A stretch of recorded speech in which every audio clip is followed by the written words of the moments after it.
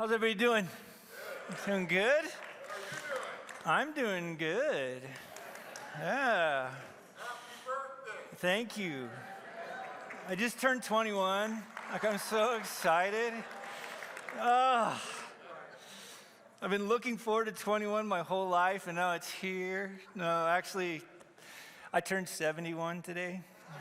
That's why I had my hip replaced. I look young for my age. But I got to tell some of you last week, but just sincerely from my heart, thank you so much for the way you prayed for me, prayed for my family. I love to thank all of you because it's such a privilege to be a shepherd of this church. Sometimes I can't believe I get to shepherd Cornerstone, which is amazing. But there's one unique sheep. Just let me say this. The person that took care of me the most was my wife, and so I'm super thankful for her. Because I'm not easy, number one, and anybody that knows anything about my wife and I, neither one of us are super nurturing our poor children, but she nurtured me, which was awesome, and so I loved that what happened. But let's get to God's Word. If you got your Bibles, open them up to Matthew 8. If you need a Bible, there'll be some people walking down the aisle, and we're gonna be continuing kind of our walk through the book of Matthew. Now, we're finished up the Sermon on the Mount. We're coming to chapter 8. And here's one of the things you need to know. Let me just kind of give you a Bible study method. How we study the Bible, it's called hermeneutics, how we begin to work through it. One of the things you always look for are themes and rhythms that work through a letter or a book that kind of help you understand what is this guy trying to tell us. And one of the biggest themes in the book of Matthew, especially because he's writing to a Jewish audience, is this idea of the Messiah. Who's the Messiah? Obviously, he's making an argument in a very powerful way that the Messiah is Jesus. And so when you watch him and the way he works it through, like the first section of Matthew is all about a genealogy to explain to us that he comes from the line that he's supposed to come through. That makes him the Messiah. Afterwards, right, we find out that what he does then is he begins to talk through just him as the fulfillment of prophecy. He begins to talk through this idea of baptism. He talks through the temptation of Jesus. And even the Sermon on the Mount, there was something unique by the time you get to the end of chapter 7 as this man that just spoke with such authority. And they're looking at it, and there was just something in the back of people's heads that they knew that this long-awaited one that Old Testament had talked about, the Messiah is here. And so when we look down at this particular text, that's one of the things that's always going to come to the forefront. But the thing I love about going through the Sermon on the Mount, this is what Jesus also does. Jesus doesn't just walk around talking, laying down some, spitting out some good things to people, and everybody goes, oh, wow, did you hear what he said? The thing Jesus also does is he takes what he talks about and he goes and lives it. He shows what it is. And so what we're going to start looking at, which started way back in 423, is this idea of Jesus, the Messiah, doing miracles. Now, you'll see this at the end. If you've got your Bible, you can look at the very end in verse 16 and 17, is that we're going to find out at the end of the day, which would have been on the Sabbath, this all is going to take place on one day. We'll talk about that in just a little bit. But what he starts doing is these people bring it to him because they hear about this one that's the Messiah. They knew this was his calling card. And people that are oppressed by demons, he casts out the spirits with a word. He heals the sick. They just knew somewhere in there this guy was who they were waiting for. And so people began to bring him these ones. Now, the way they got this from, and you'll see this, and we'll talk more about it as we walk along, but they get this from this idea of what happened like in the prophet Isaiah. And it's talked about it inside of what's called the suffering servant section of Isaiah. But Isaiah constantly is telling you about this Messiah that's coming in all kinds of different ways and fashions and forms. And he grabs out of there a particular verse that shows that when the Messiah comes, specifically out of the Jewish text as it works it through, he's going to come in such a way that he's going to take our illnesses, Matthew says. He's going to bear our diseases. Now, sometimes this is used like in 1 Peter 2:24 to talk about how Jesus took on sin. But here's the thing. Matthew doesn't see a disconnect between sin and sickness. He realized that when humanity sinned, the fall came, and when the fall came, those two became intimately connected together. And so now you see the fallout of the curse is that now humanity lives under this rebellion that they had against God, and the result of it is sickness and demon oppression and all these different things that we go through on a regular basis. But this Messiah that he's going to talk about, this one that was promised way back in Genesis 3:15 that would squash the head of Satan, this snake crusher, when he shows up, you're going to start to see the curse unraveled.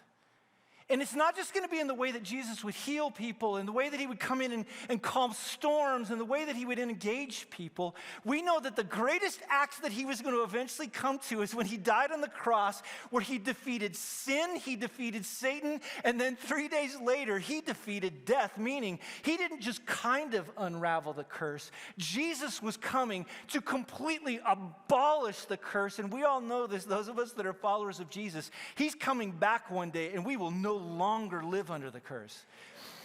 And Matthew wants you to know this. Matthew wants to know this one that you're hearing from, this one that is speaking like he's speaking, this one that's healing people. He is the long-awaited Messiah. He's the one that you've been awaiting for. He is the one with the inbreaking of this kingdom of heaven, where heaven was coming to earth and in through this person of Jesus. And this world is never going to be the same because of the work of Jesus. But he doesn't want it just to be this kind of out there reality. He brings it into it to the point where he's talking about these real live breathing people that are coming to him that day. They had heard about this one that was curing people. They had heard, in fact, about these 3 ways in which he'd already done things. They had heard about these sermons, and now people were coming because he had credentials. Now you might say, are you sure that's what it is? Well, when you remember with John the Baptist, when he sent off to say, Jesus, are you really the Messiah? I love what he does here. He says to him, are you the one? He's talking about that in verse 3. And Jesus answered, he go tell John this. The blind receive their sight, the lame walk, lepers are cleansed, the deaf hear, the dead are raised up, the poor have good news preached to them. Answer, yep, I'm the one. Check, check, check, check, check. You go tell John, I'm here. Now again, it comes from this idea that they've been long awaiting. This was his calling card. I know that's kind of a weird thing, but Jesus, he didn't have like a card, right? He didn't have like this thing in his inner pocket and said, if you have any questions, here's my card. He just walked up and healed folks. I mean, I've often thought about that. I don't have the gift of healing or anything like that, but can you imagine me as a shepherd if I did just walk up and they're like, hey, are you a legit follower of Jesus? And I just heal somebody and they're like, oh yeah, you're good. This is what Jesus was doing everywhere he went. They just knew he was different. Now, what we're going to also see is that when we talk about this idea of him taking on our illnesses, all of 8 through 10 is going to be this illustration. This is what you're going to see as we preach it through. You're going to see 3 sets of healing. So in this case, right, we're going to look at somebody who, in the first instance, is a leper. In the second one, you're going to see a paralyzed person. Then you're going to see a person with a fever. But every time Jesus would spit out some truth, man, and land some things, or after he would heal people, man, he would land it by then giving them words. And so at the very end of this, next week, we're going to talk about Jesus talking about the cost of discipleship. The week after, he's going to calm a storm. He's going to cast out demons. He's going to deal with another paralyzed person. And then he's going to call Matthew and talk about fasting. He's going to deal with death and blindness and speech, a person that loses their speech and inability to speak. And then he's going to designate the 12, and then he's going to land some truth about what the 12 are supposed to do, is that Jesus is very methodical in how he's doing this. And there were some people that when they saw Jesus do this, here's what's so important, they were like, there's the Messiah. But the other thing you're going to see is in chapter 12, there's going to be some Jewish leaders that are going to go, he's not the Messiah, he's Beelzebul. Like I was reading Matthew this week, how do 2 people look at one person and see something so different? One group looks at him and is like, there he is. Oh my gosh, the Messiah that the prophets have talked about, he's finally here. And another group of people go, nah, he's Satan. But this is what Jesus always does. He always stirs. I don't care what you say. For 2,000 years now, he has been creating friction. You have to decide what you're going to do with Jesus. And this is what Matthew's doing. He's going to lay out the truth of who Jesus is and now say, you're going to have to decide for yourself who he is. But I'm telling you, this one that I saw, that I was with, he's the Messiah. Now, one of the two things that we're going to do today is we're going to try to answer two questions, okay? That's what we're going to try to do with this text as we kind of kick it off. One thing is we're going to ask just who's Jesus, okay? So let's keep that in the back of our mind. Who is Jesus? Who is this Messiah that we're talking about? That's going to be the first question, or one of the questions we're going to try to answer. But really, the first question we're going to go after as we look at these healings, though, is then, well, how does a disciple respond to Jesus? So who's Jesus and how does a disciple respond to him? But let me see if I can set the context for you in chapter 8 and kind of what's going on. And look down in verse 1. To set the stage right, it says, when he, Jesus, came down from the mountain. Well, what mountain? And again, this is now me. I'm not asking rhetorically. What mountain are we talking about? Which one? This is where you respond to me. What mountain? Well, we don't know the mountain. See, I got you. But we know it was where he preached his sermon. Now, some people believe it was further away. My particular conviction is that it was really only about 1 kilometer away from where he's going to go, and we'll talk about that just a second in Capernaum. Now, Jesus coming down from the mountain. Now, in the Old Testament, who came down from the mountain after meeting with God? So we kind of have all this little idea. It's like, ooh, here comes Jesus, and he's coming down out of the mountain. There's something special that's going on in there. He's finished his preaching, and now that he's finished his preaching, he's going to land it big time. Now, here's the other thing that you got to know. Remember way back in the Beatitudes, we talked about the poor, the weak, those particular people. Well, Jesus is now going to run into 3 different types of people. One, and let's just kind of put it this way, the first one he's going to run to is somebody from the disability community. The next one he's going to run to is somebody that doesn't have the same race as him, the same ethnicity. And the third one he's going to run into is a woman. Now, all of those 3 share something in common. They are marginalized away from their particular culture at the time. But Jesus Christ did not come to kings, and he did not come to senators, and he did not come to the highfalutin people that were out there. He came to those who would receive him, which oftentimes was the poor, the weak, the meek. That's who he came to. But in this, coming out of it, I love this. It says in verse 1, look at what it says. It says, great what? Crowds followed him. Now, I've always thought about it. What did that look like? And I don't know, and I'm going to date myself right now. Does everybody remember Forrest Gump? Remember when we went for that long run, and there just began to get more and more and more and more people? I seriously think that's probably what it looked like, except because, well, without the tennis shoes. But, right, that's probably what it was like. Now, the thing about crowds, though, that you have to understand to just kind of set the stage a little bit is that crowds, in this particular letter in Matthew, man, they're fickle. The word crowd is used 45 times. So you'll see it like we've already kind of looked at. You'll see it in chapter 4:25, the great crowds followed him. Chapter 5, verse 1, the crowds. Chapter 7, verse 28, the crowds. All these crowds are following him. But the last positive instance of the crowds was 23:41. And then in 24:47, by the time you get there, man, the crowds start turning on Jesus. It's so much so, right? When you finally get to 27, look at this. In verse 20, here's the crowd. The chief priests, the elders persuaded the crowd to ask for Barabbas and destroy Jesus.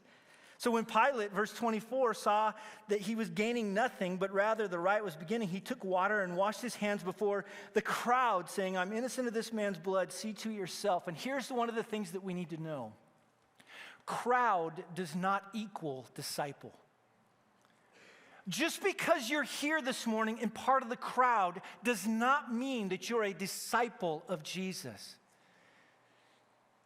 He had this crowd that was following him, but do you realize that at the end of his life, he probably only had between 120 and 500 people left following him? Why?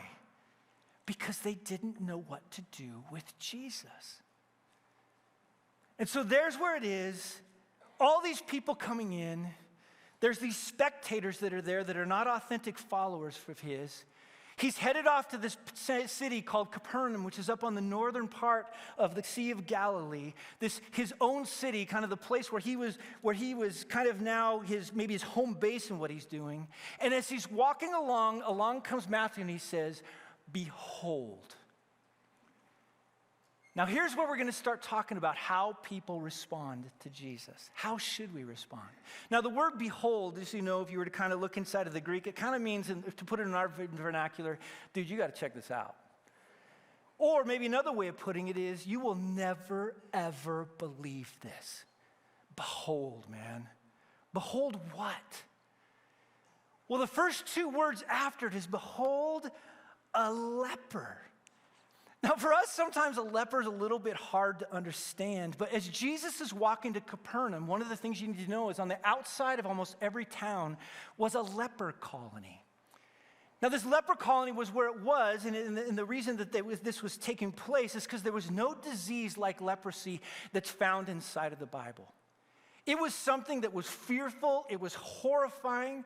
In many ways, probably at that particular time, it affected the central nervous system in which it would deaden things, and so you wouldn't know you were touching hot things, or you wouldn't know you were pressing down on certain things as hard as you were. The fingers would begin to kind of be worn down to the nubs. Your skin would begin to turn this flaky white, and at the end of it, you would just slowly die from this disease. And the other aspect of it, it was communicable. And so in a lot of ways, they would put them outside the city, inside of these leper colonies. And you guys would go, oh, that's kind of mean. Well, let me take you back to the end of March 2020. Right? Can you imagine I walk in here at that point, right? First of all, we wouldn't be here, but let's just imagine I walk in, I'm like, hey, how's everybody doing? Just so you know, I got COVID, but you're cool. Now, at that point, right, we're like, what? And all of you would have been like mass exodus out of here, you know. Todd, sorry about the hip, we're out of here. But this was on a whole other level. In fact, the worst part, I would say, wasn't even the fact that they would begin to decay. The worst part was the fact that they would be isolated.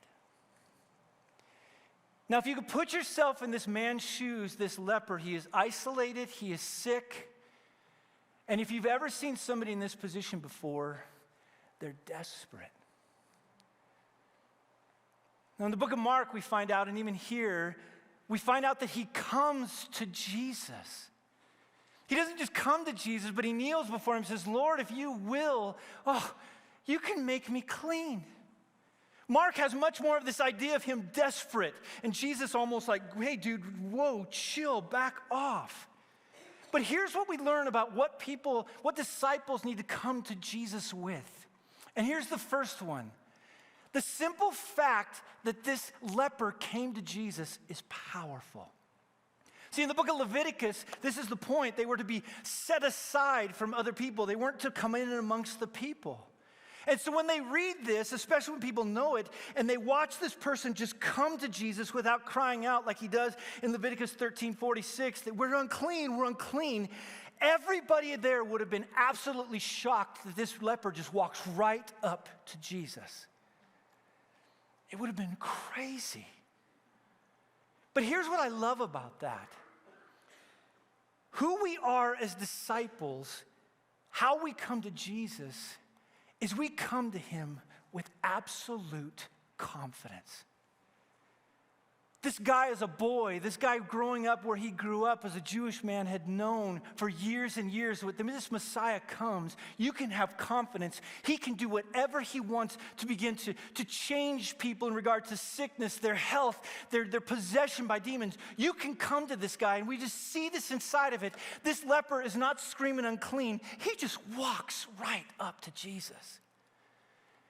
And I think sometimes we have to remember that when we're in those moments of desperation, we're not sure what to do. Go to Jesus. In fact, not just kind of go to Jesus, you go to Jesus with everything that you are. He's the only hope. And here's this man before Jesus that is absolutely desperate. And on one end, he has confidence. But look at this other one. I love what he does now.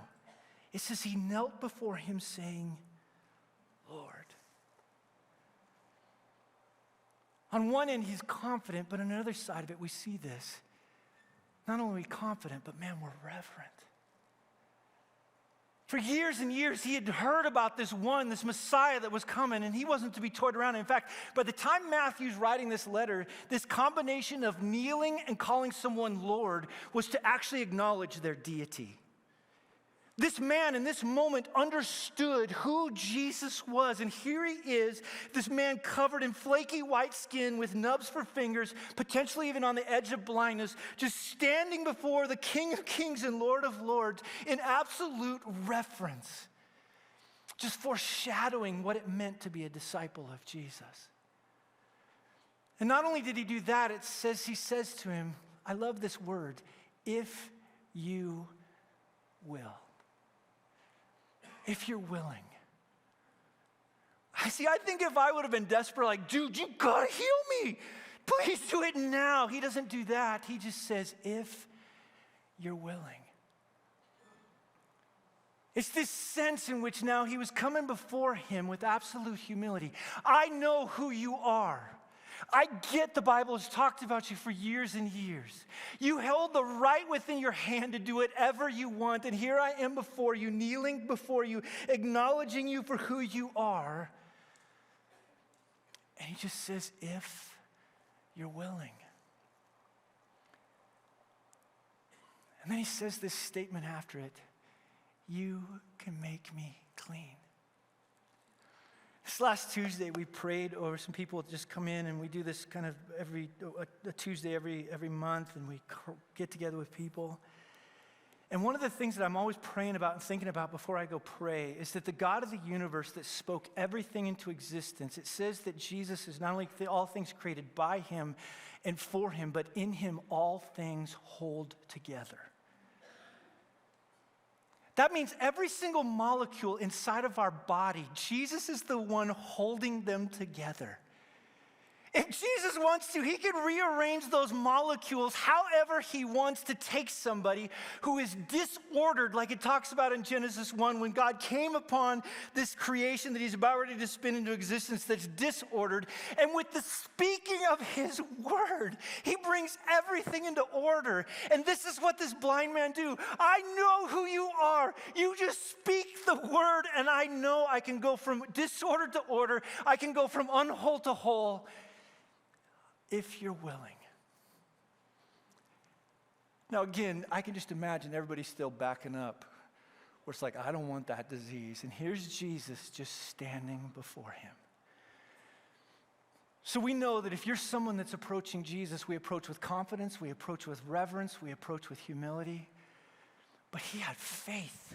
It's that Hebrews 11:6 faith that not only do we believe he exists, but he rewards those who eagerly come to him. He's coming to him that way. I know you can. It's not a faith of assent. This is so important. I feel like sometimes when we talk about coming to Jesus by faith, it's just like, yeah, you're cool and I don't want to go to hell, and so I'll say this prayer.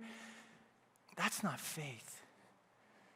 Faith believes so much in this one that say to him, Lord, not only do I believe in you, but I believe and I'm placing myself before you as one that you are the God of the universe. And here we have it. Now, have you ever just wondered what that picture looked like? All the crowd around, Jesus standing there before this guy that's flaky and the nubs on his hands, just standing before Jesus. And into it, we find out that Jesus is going to step. Remember, we're not only asking how do we approach Jesus, but we're asking this question then, who's Jesus? And what's so powerful in this is that Jesus reaches out his hand and touches him. A total violation of Leviticus 5. Whenever somebody comes before you and you're around them and they've got this leprosy, you are not to touch them. Don't touch them or you will become unclean. But this one that was standing before him wasn't just anyone.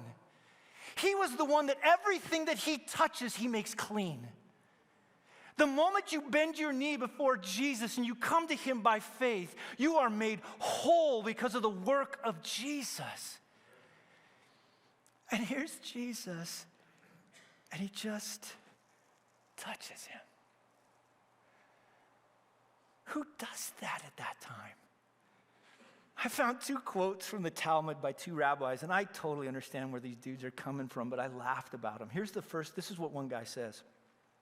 Kind of a religious leader at the time. He says, when I see lepers, I throw stones at them lest they come near me. I was like, what a great pastor.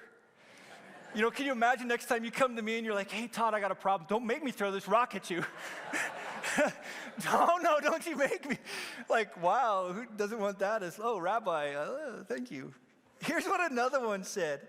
I would not so much as eat an egg that was bought on a street where a leper walked. So again, everybody's watching Jesus as this religious leader, and they're expecting him to back off in horror. And what does Jesus do? It says, he touched him. Now, here's what we learn about Jesus. As Messiah, Jesus entered people's brokenness.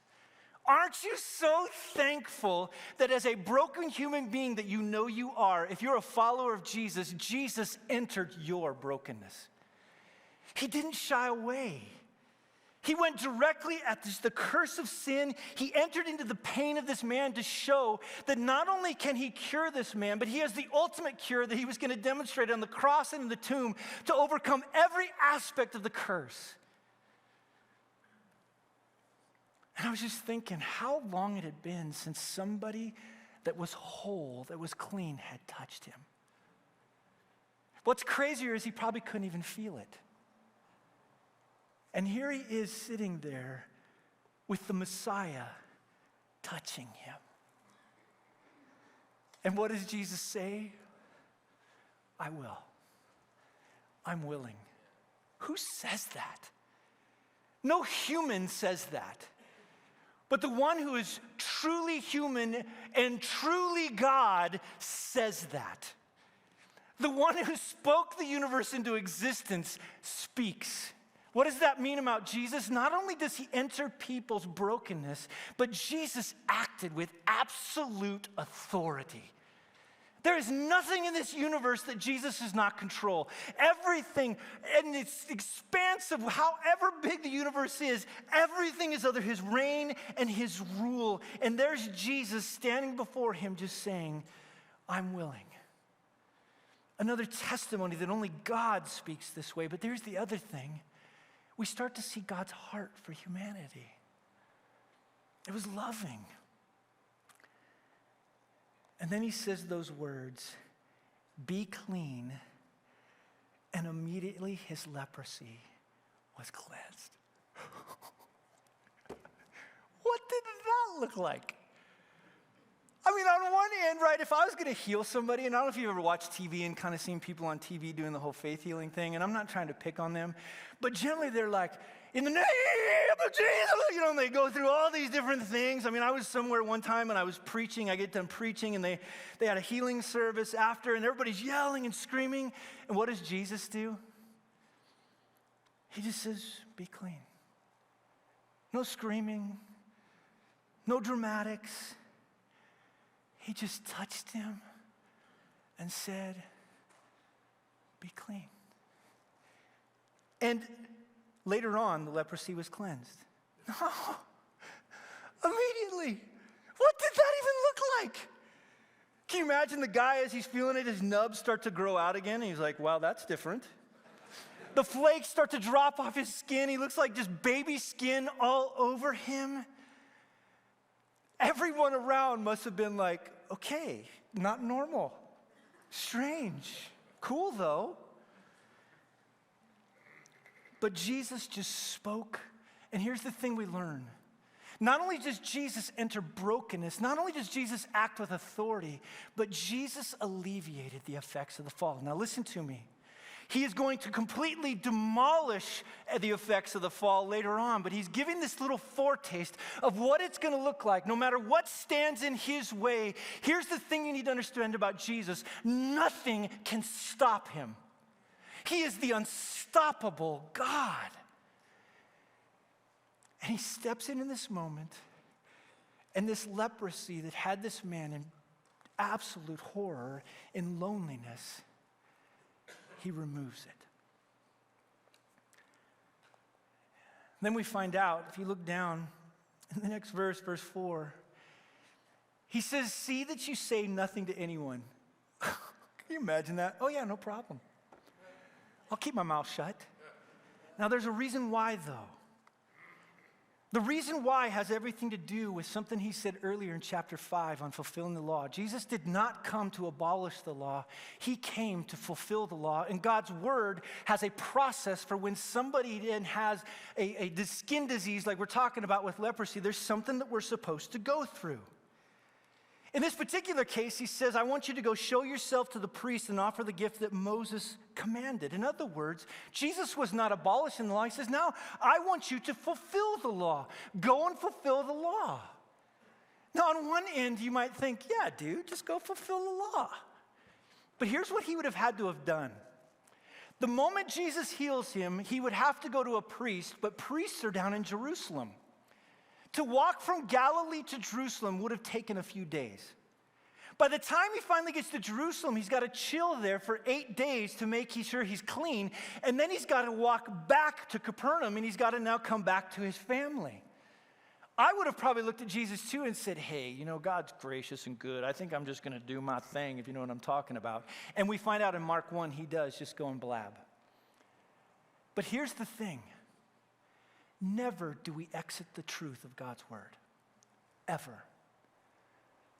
So often when I'm counseling people, we'll get done and they want to go do their own thing. But let me tell you this, there is a wisdom that seems right to man, but in the end it leads to destruction.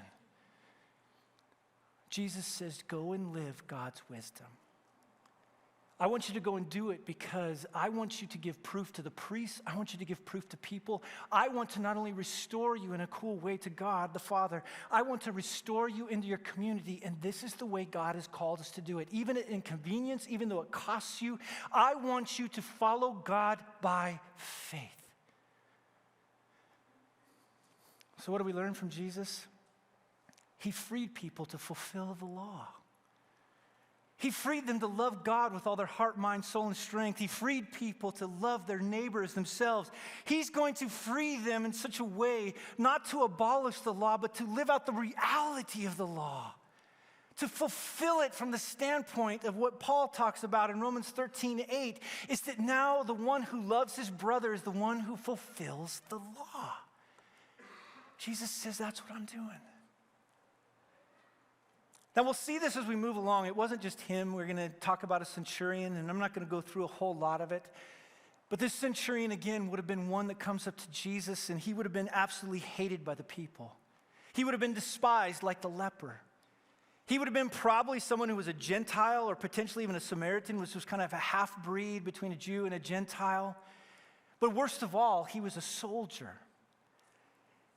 And this soldier comes forward to him. We find out from Luke, he sends an envoy of Jewish people to him. And when they come to him, they cry out to Jesus and they say to him, they say to him, Lord, my servant is lying paralyzed in home, suffering terribly. And Jesus says to them, what in the world? Sorry, I'm really not touching anything. Come out. No dramatics, just come out. My servant is lying paralyzed, suffering at home terribly. Now, how he approached Jesus is then Jesus says, I'll come heal him. But this man was just like the guy before him. He came with a sense of confidence, but he came with a sense of reverence. Lord, I'm not worthy to have you come into my roof. There was reverence. There was humility. In fact, he said to him, look, not only do I not want you to come in my home, but you just say the word. I know who you are. You say the word and my servant will be healed. And the reason that he gives is he's like, look, I'm a man in charge of things, somebody's in charge of him. And I know you exist on a whole different level between you and the Father. I'm just telling you, you do this and he does it. In other words, he did it with a sense of humility. But Jesus now says to him, I'll come and I'll heal him. And the beauty of it is, man, Jesus was going to free people to fulfill the law. You look down a little bit further, we see this again when Jesus is talking about Peter's mother-in-law. But in all of it, here's the thing we have to keep in common. is that when Jesus entered, he enters people's brokenness. When Jesus entered, he acted with authority.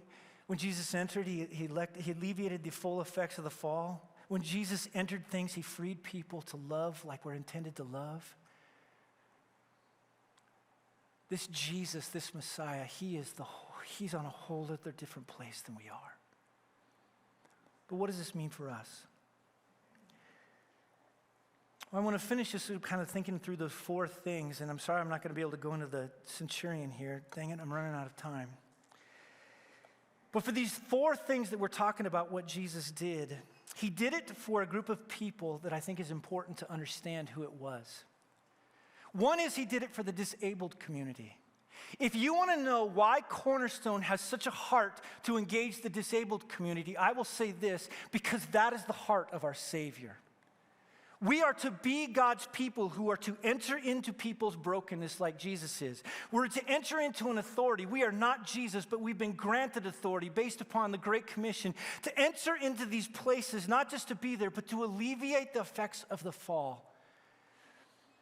And we're to free people to love, to fulfill the law. He runs into somebody that's racially different than him. I am so tired of constantly reckoning with the reality that the most segregated time in the United States is the church hour on Sunday. Man, the gospel is to bring people together. The gospel doesn't care what your ethnic background is. It doesn't care your gender. It doesn't care your socioeconomic status. The gospel brings all those things together and heals the wounds of the fall so that we might not be this people that are one new man to proclaim how great our God is. Jesus was healing those realities. He heals a woman, which at that time, man, women were absolutely treated nothing more sometimes than just cattle. There's a history within the world of women being treated absolutely terrible, but anybody can read the book of Matthew and see the way that Jesus treated women. Oh my goodness. The way he looked at Mary and Martha and Mary and Mary and Mary and Mary and Mary and all the other Marys, right?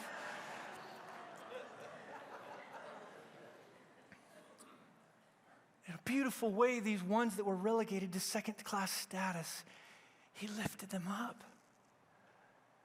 He saw the beauty of them. What does that mean for us? If we're to walk in the footsteps of Jesus, this is our job. We're to be different than the world.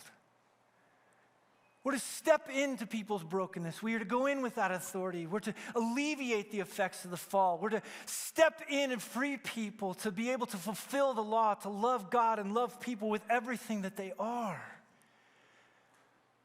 But it's not just those classes. Let me put it this way. All week long I've been thinking about it. What does it look like to do that with my wife?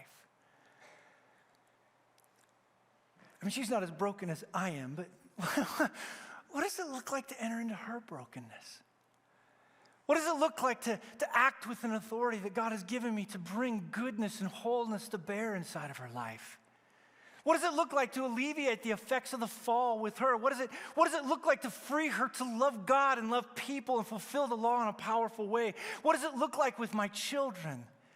What does it look like with my neighbors? What does it look like with those I work with? I mean, I work at a place called Cornerstone, which is awful. I'm kidding. But what does it look like? If you're a follower of Jesus, that's what we're to step into. That's our call. But let me say this also if you don't know Jesus. This one that I'm talking about, Jesus, that can heal those that are lepers, that can heal those that have fevers, that can heal those that are ones that are paralytics, that can speak to the wind and stop it, that can step in amongst those that can't hear and allow them to hear, that can step into those that can't speak and allow them to speak, that can step into those that have died and raise them from the dead.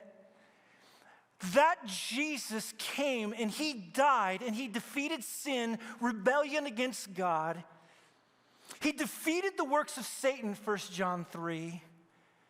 And let me tell you something. He has defeated the greatest foe that has faced enemy for years, death.